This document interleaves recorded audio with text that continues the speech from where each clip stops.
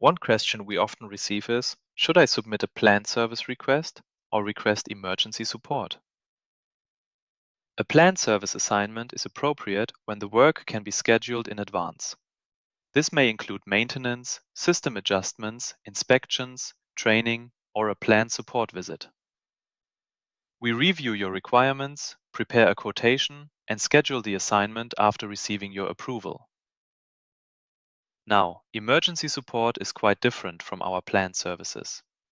It is intended for situations such as an unexpected system failure, a production stoppage, or an urgent technical problem that requires immediate attention. In that case, the request is prioritized so that we can coordinate the fastest possible response. When completing the service request form, please select the option that best reflects your actual situation. This helps us assign the right resources and begin the appropriate process without unnecessary delays.